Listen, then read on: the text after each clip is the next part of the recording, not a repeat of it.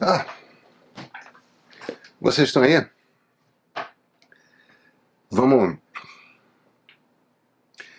Bem-vindos. Gente, ponto de partida de sexta-feira, portanto, vocês sabem, hoje é dia de responder a perguntas de vocês.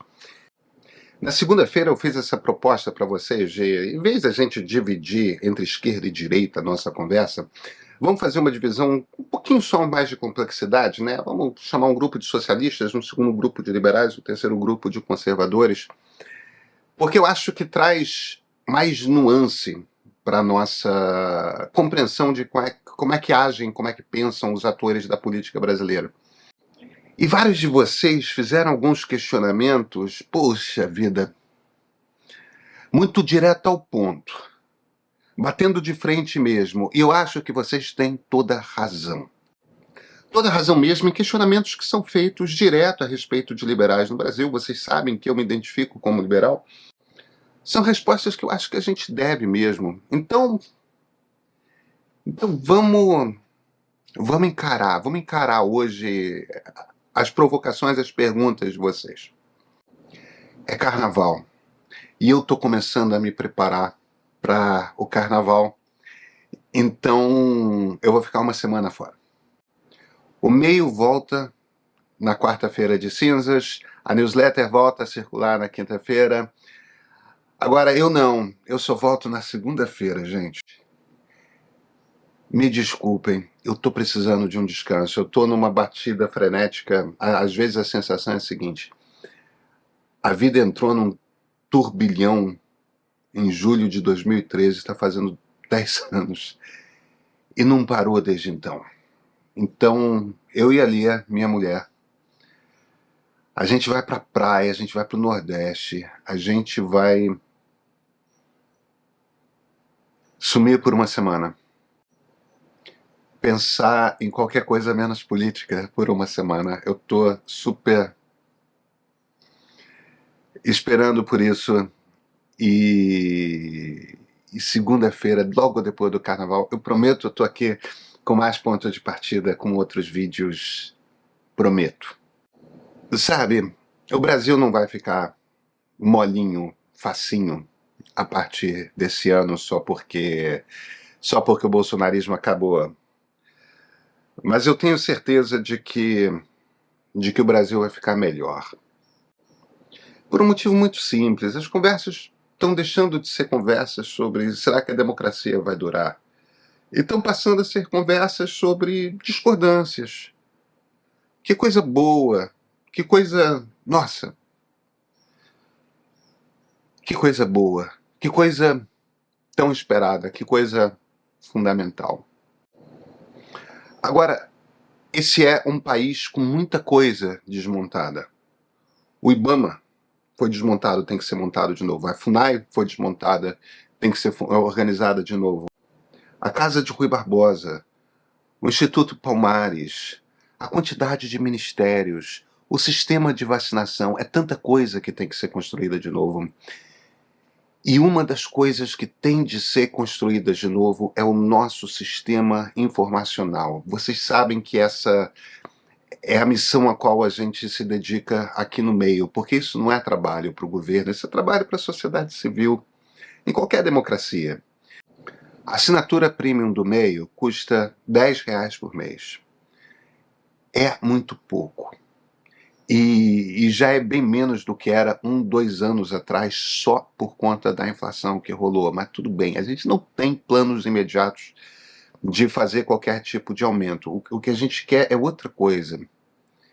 A gente quer contribuições. A gente precisa de contribuições.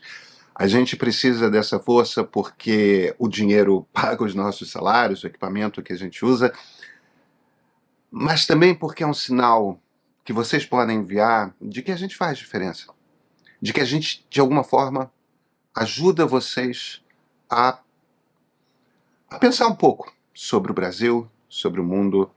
Então assim no meio, vai, R$10. E esse aqui, esse é o ponto de partida.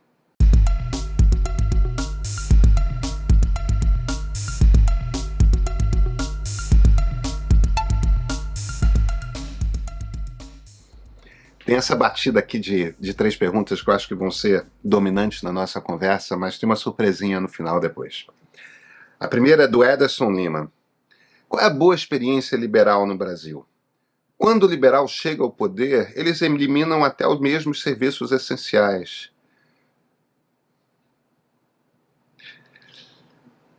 Cunha X.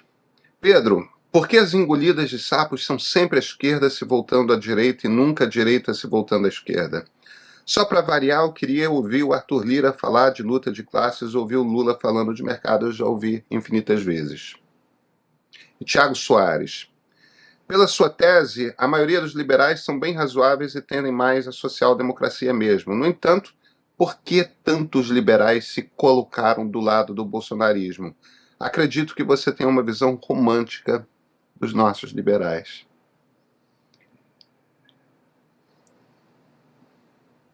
Olha, são 3 perguntas excelentes. Excelentes, feitas com muita frequência por pessoas de esquerda, respondidas muito raramente por pessoas que se dizem liberais.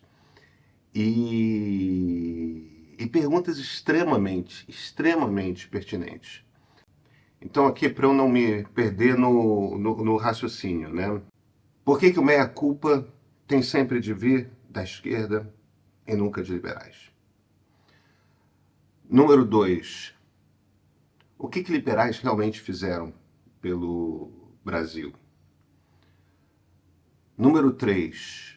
Se liberais são assim tão preocupados com democracia, com questões da sociedade, por que tantos liberais estavam, por exemplo, do lado do governo Bolsonaro? E alguns de vocês tiveram a gentileza de não fazer o comentário, mas Roberto Campos, o avô do atual presidente do Banco Central, foi aliado de primeira hora da ditadura militar. Então, é evidente que a pergunta é pertinente. A primeira observação que eu faria é a seguinte: liberais sempre foram minoria. E, no entanto, estão presentes no debate público brasileiro desde sempre. Na verdade, de certa forma, o debate público brasileiro começou através dos liberais. Do que eu estou falando? Naquele primeiro momento em que começou a se discutir a ideia de o Brasil ser uma nação independente, com os Inconfidentes de Minas, e 2 décadas depois, com a Confederação do Equador, né, com Frei Caneca, a gente está falando inteiramente de liberais. Cláudio Manuel da Costa, um dos principais poetas inconfidentes, foi o primeiro tradutor para a língua portuguesa de Adam Smith. A Inconfidência Mineira, que quase deu certo, eu escrevi um livro sobre a Inconfidência. A Inconfidência era um movimento estritamente liberal, iluminista, muito inspirado pela Revolução Liberal Americana, e o Frei Caneca igualmente. A ideia dele, infelizmente, ele foi derrotado. O Frei Caneca era claramente um cara mobilizado, movido por ideias liberais, que eram ideias de independência de um povo, né? Ideias anti-absolutistas, tudo mais. Evidentemente que a gente está falando do final do século XVIII e início do século XIX. Né? Agora, liberais sempre foram minoritários. Eles nunca foram... Eles tiveram até alguma importância um pouco maior no Império, mas na República, a gente sempre foi uma minoria, cara. Na República Oligárquica, né, na Primeira República, quem eram os grandes nomes liberais do Brasil? Joaquim Nabuco e Rui Barbosa. O Nabuco tinha uma discordância fundamental com Rui. O Nabuco era monarquista. Ele era contra o golpe de Estado que derrubou a monarquia. O Rui não, o Rui era republicano, e ele punha muita fé. Agora, o Rui é aquele candidato que passou a Primeira República inteira sendo candidato a presidente, foi candidato a presidente 4, 5 vezes, perdeu todas. E perdia de longe. Era engraçado porque ele até mobilizava massas de pessoas nos discursos dele. A gente tem essa ideia do Rui com... Alguém escalando minhas costas. A gente tem essa ideia do Rui como essa figura que falava muito difícil e tudo mais. Cara, início do século XX, ele era o cara. Só que o problema é que as eleições eram todas fraudadas. Não é à toa que se chama república oligárquica, né? Os governadores, né, os coronéis, os caudilhos, eles fraudavam todas as urnas. Entende? O presidente da República se elegia com 90% dos votos, tudo mais. Era um jogo completamente de cartas marcadas. O Rui não ganhou nenhuma. Agora, qual a grande briga do Rui a partir da década de 10? É a briga civilista. O grande discurso dele, o grande argumento dele era: militares são uma ameaça para o Brasil. Militares são um problema para o Brasil. A gente precisa tirar militares do jogo político. A campanha civilista é uma campanha, como vocês sabem, derrotada. Então, o primeiro argumento que eu faria é: você sempre, em todos os momentos da história da República, sempre vai encontrar liberais discutindo, debatendo, trazendo ideias. E eu acho que a maior importância para liberais na história da nossa República não está nos governos, porque governos liberais não houve. A, a importância está nas ideias que trouxeram. A gente teve na República um governo que é um governo claramente liberal, que é o governo Fernando Henrique, em toda a história da República. Esse é um governo claramente liberal. E é uma coincidência, porque o Fernando Henrique, nos anos 60 para 70, ele criou a teoria da dependência, que é uma das mais importantes teorias marxistas, tentando explicar as origens do subdesenvolvimento, principalmente na América Latina. Super influente na época dele. Agora, o Fernando Henrique, como uma quantidade imensa de social-democratas nos anos 90, fez um processo de caminhada da social-democracia para o social-liberalismo. Isso é o que o sociólogo inglês Anthony Giddens chama de terceira via. Aconteceu no Brasil com o PSDB, aconteceu na Europa com quase todos os partidos da esquerda europeia, aconteceu nos Estados Unidos com o Partido Democrata. Existe uma diferença fundamental entre o que aconteceu com o PSDB, os partidos europeus de social-democracia e o Partido Democrata nos Estados Unidos, que é o seguinte: os principais adversários de todos esses partidos na Europa e nos Estados Unidos continuaram sendo partidos conservadores de direita. Mas o principal adversário do PSDB era um partido de esquerda, que estava à esquerda, né? Que era o PT. Então, embora o movimento o movimento ideológico seja rigorosamente o mesmo, ficou um pouco essa impressão de que o PSDB era um partido de direita, até porque o PSDB atraiu de fato, concretamente, eleitores de direita, afinal eram antipetistas. Então, se o adversário é o PT, assim é. Agora, Bill Clinton é um cara que é ideologicamente muito parecido. Tony Blair, Gerhard Schröder na Alemanha, são todos políticos. Ricardo Lagos no Chile. Olha, tem uma lista longa de políticos da terceira via que são políticos que, tendo sido criados na social-democracia, migraram para o social-liberalismo após a queda da União Soviética e por conta do processo de globalização. Essa é uma discussão mais longa de por que esse movimento político aconteceu, mas aconteceu e faz do governo Fernando Henrique o primeiro governo liberal da história da República Brasileira. Cara, as pessoas não têm ideia de quantas brasileiras eram bagunçadas. Para você ter uma ideia, todos os estados, com exceção de 2, todos os estados tinham bancos públicos. Alguns, como Minas Gerais, tinham mais de um banco público. E ter um banco público, um banco mesmo, vai lá, você abre uma conta corrente, tudo mais. Tal. E isso queria dizer, essencialmente, que as pessoas pediam empréstimos. E a toda hora, amigos do governador pediam empréstimos para bancos públicos. E os bancos davam esses empréstimos. E com uma frequência abissal, esses empréstimos não eram pagos. Olha, a quantidade de gente da indústria de açúcar em Alagoas que pegou dinheiro com o Banco de Alagoas e nunca pagou é um troço assim enorme. E isso não era uma coisa só de Alagoas. Alagoas é só um dos casos claros. O que acontecia é que se você chegasse para o ministro da Fazenda, para o presidente da República e perguntasse: vem cá, qual é a dívida interna do Brasil? Quanto que o Tesouro deve? Eles não sabiam responder. Eles não sabiam responder, porque a toda hora aparecia conta que foi emitida por outros. E tinha de pagar. E tinha de cobrir. Porque você não pode. Entende? Era uma loucura. Isso é só um exemplo. De trocentos. Então, grande parte do governo Fernando Henrique foi um processo de, por exemplo, acabar com esses bancos estaduais, privatizar todos. Entende? Para você continua tendo Caixa Econômica, você continua tendo o BNDES, você continua tendo o Banco do Brasil, mas aí estão sob controle do governo federal. Você começa a ter um tesouro nacional que é capaz de entender quanto que ele deve para quem.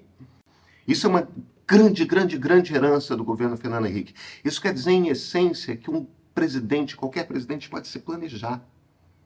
Pode se planejar a respeito do futuro. Coisa que ele não podia fazer antes. Agora, para que você quer um Estado organizado? Você quer um Estado organizado para prestar serviços públicos, para garantir a igualdade de oportunidades dentro da população. E as coisas primeiras que gritam quando a gente fala de serviço público é saúde pública e educação pública, principalmente educação de base, né? Então, duas características que o governo Fernando Henrique tem é de arrumar a saúde pública e arrumar a educação pública de base. A universalização de acesso às escolas foi feita no governo Fernando Henrique, aquela coisa de toda criança na escola. Essas escolas tinham qualidade? Não, não tinham. Não tinham, como não tem hoje. Mas esse processo você iniciou, e esse é um processo muito importante. Esse é um processo fundamental. O Fernando Henrique teve na educação foi implantar todos esses testes regulares que nós temos hoje. Quer dizer, a partir desse momento, a gente pode não ter melhorado a qualidade da educação brasileira, mas a gente passou a ter uma boa noção de qual é a qualidade dessa educação, em que escolas tem problema maior, em que escolas tem problema menor. Tudo isso é um tipo de noção que não era possível de se ter antes, porque você não tinha esse termômetro, e você começou a fazer essa avaliação recorrente. Quer dizer, no fim das contas, o que a gente está falando? A gente está falando começou a organização do Estado brasileiro. E, claro, aí missão dos governos seguintes tocar ou não esse processo. Na saúde foi muito parecido. Teve um envolvimento muito grande do governo na ideia de medicina comunitária, de você fazer uma medicina mais de prevenção do que uma medicina de atendimento de urgência, né? Agora, tem uma importância tudo muito grande também, que é uma conquista do governo Fernando Henrique, que é uma conquista diplomática, que é o seguinte: o Ministério da Saúde, dentro do governo Fernando Henrique, foi o que conseguiu estabelecer as bases de legislação internacional que permitem a quebra de patentes de medicamentos. Porque num determinado momento, com grande farmacêutica, houve uma pancada dura de que só iam vender determinados medicamentos que são fundamentais para as pessoas tomarem em situações de vida e morte, que são caríssimos, e as farmacêuticas queriam impor esse preço. E o governo Fernando Henrique se virou e falou: então a gente vai quebrar as patentes e vamos fazer esses remédios aqui no Brasil, porque a gente está falando de uma questão de sobrevivência de gente.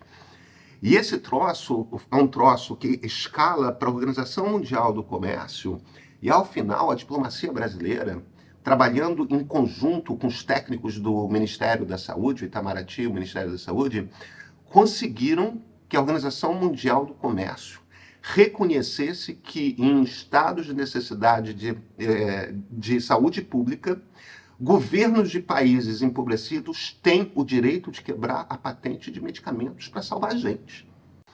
Isso teve impacto indireto, por exemplo, no programa de AIDS. A AIDS as pessoas não têm, muita gente não tem memória do horror que foi a pandemia da AIDS, do terror que foi. E quando começaram a aparecer os coquetéis, que eram capazes de garantir a vida, e a vida com dignidade para pacientes com HIV positivos, soropositivos, o primeiro governo do mundo que estabeleceu que, não, isso aqui é uma função do Estado, isso aqui é uma obrigação do Estado, quem precisar desse coquetel de medicamentos vai ter, o SUS vai entregar. Foi um plano do governo Fernando Henrique que se tornou um plano modelo internacional. Gente, isso não quer dizer, pelo amor de Deus, isso não quer dizer que não existam milhões de problemas, entendeu? Houve compra de votos na emenda de reeleição dentro do Congresso Nacional durante o governo Fernando Henrique Cardoso. A postura do Aécio Neves na eleição de 2014 foi horrorosa. Um candidato agressivo, desrespeitoso da sua adversária. Um candidato que questionou sem nenhuma razão os resultados das eleições. Quer dizer, não entendam isso tudo que eu estou falando como um elogio. O PSDB isso, o PSDB... O PSDB é um partido que acabou, e acabou por responsabilidade própria. Então, o ponto aqui que eu estou fazendo é que uma quantidade grande de liberais votou na esquerda no segundo turno, votou no Lula no segundo turno. E sem esses votos, o Lula não teria chegado lá. E eu acho que salpicadas de liberalismo no governo Lula são fundamentais para você atrair um pedaço da direita, inclusive conservadores. E é fundamental a gente atrair esse pedaço da direita capturado pelo bolsonarismo para dentro da coisa. Agora, o governo é do Lula, o governo é do PT. Não são liberais que têm de ceder por um motivo muito simples. Liberais não têm poder. Liberais não foram eleitos. Quem foi eleito? Simone Tebet não foi eleita presidente da República. Ela apoiou o presidente da República eleito. Então, a única pessoa que tem poder e que tem autoridade para ceder e permitir a entrada de ideias liberais para a moderação do governo é o Lula. É só por isso que quem está na posição de ceder o governo. Porque veja, o Lula está puxando super para a esquerda o governo dele. Ele pode fazer isso, ele tem direito de fazer isso, ele é o presidente da República eleito. A minha discordância é uma discordância política. Eu acho que ele está cometendo um erro político. Eu não acho que ele esteja fazendo qualquer coisa indigna ou errada. Não, ele é o presidente da República. Ele foi eleito para conduzir a coisa pública como ele considerar, dentro dos limites impostos pela democracia, como ele considerar mais correto. A pergunta mais complicada e difícil de responder é uma pergunta para a qual eu vou dar a minha resposta, outros liberais teriam outras respostas. O Zé Guilherme Melchior, que foi um pensador liberal brasileiro que morreu no início dos anos 90, ele fazia uma distinção que é uma distinção fundamental que todos os autores concordam que existe. As pessoas chamam por nomes diferentes, mas eu acho que é uma distinção importante de a gente ter em mente para entender o que é liberalismo. Assim como dentro do socialismo você tem trocentos caminhos possíveis, dentro do conservadorismo você tem trocentos caminhos possíveis, você tem duas correntes muito diferentes que nascem das tradições liberais. Uma, o Melchior chamava de liberais. A outra, ele chamava de liberistas. Tá? Eu vejo mais autores hoje em dia usando para distinguir o termo neoliberais, liberais. Mas qual é a ideia essencial aqui? O que o neoliberal traz, ou o que o liberista traz do liberalismo, é economia só. Para ele, para essa pessoa, a única coisa importante são as liberdades econômicas. Não é que liberdade econômica não seja importante para liberais. Liberdade econômica é fundamental para qualquer liberal. Porém, não é a única liberdade e é uma liberdade que deve ser regulada pelo Estado. Porque, afinal de contas, se o problema do liberal é com liberdade, se você tem, por exemplo, uma empresa que é monopolista e tem força demais, impõe salários de miséria, ou então preços absurdos dos quais as pessoas não podem escapar, a gente está falando aí de, na boa, a gente está falando de abuso de poder econômico, a gente está falando de uma forma de opressão. Um liberal vai se virar e falar, não, isso aí tem que ser regulado, não pode ter monopólio. Entendeu? Tem um problema no mercado. O Estado tem de corrigir o mercado. Qualquer liberal fala isso. O liberista, o neoliberal, aquele para quem só a liberdade econômica conta, essa pessoa não fala isso. Essa pessoa se vira, não, a empresa construiu esse poder dela, deixa ela usar. O que eu falaria essencialmente é, somos bichos muito diferentes. Pessoas como eu, que dentro do liberalismo você poderia considerar mais radicais, eu não considero essa turma liberal. Eu reconheço que essa turma, alguns se dizem libertários, né? Estado mínimo, mínimo, mínimo. Eu não acredito no Estado mínimo. Eu acredito num Estado forte, capaz de prestar serviços públicos de qualidade, e acho que isso tem de ser pago com imposto, e se o imposto for alto, mas os serviços públicos de qualidade realmente tiverem qualidade e realmente estiverem atendendo a população, eu estou confortável com a ideia. Tá? Isso não é uma coisa que me perturba profundamente. Eu não acho que o Estado tem que sair se metendo a toda hora na economia, eu não acho que o Estado tem que ter empresa pública demais. Acho que setores da economia devem ser deixados para a sociedade. Mas, claro, se a gente começa a falar daquilo que é essencial para a garantia da dignidade da vida, como por exemplo, escola, saúde pública, segurança, podemos ter uma discussão a respeito de transporte, podemos ter uma... Enfim, são várias nuances, cada coisa.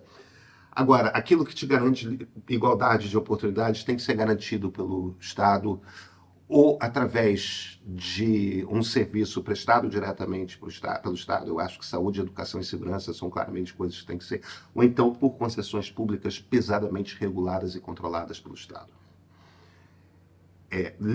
Liberistas não vão achar isso.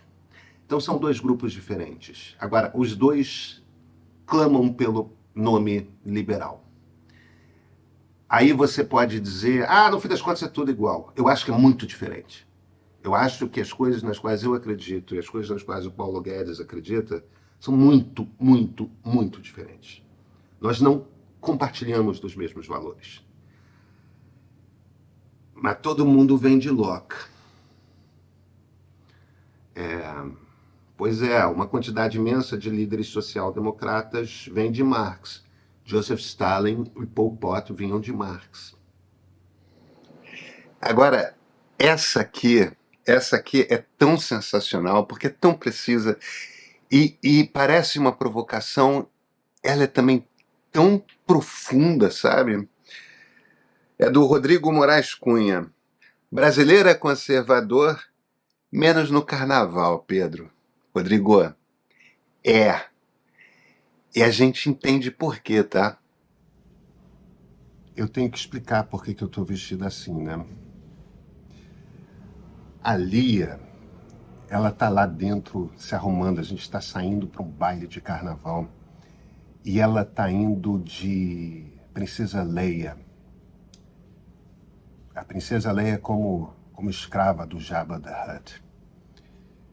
O natural talvez seria eu ter ido de Han Solo, mas veja, com essa barba aqui, não dá para ser Han Solo de barba. Dá. Então tô indo de Jedi. Evidentemente que não é o Luke. Aí já ia ficar um pouco esquisito, né? Irmãos.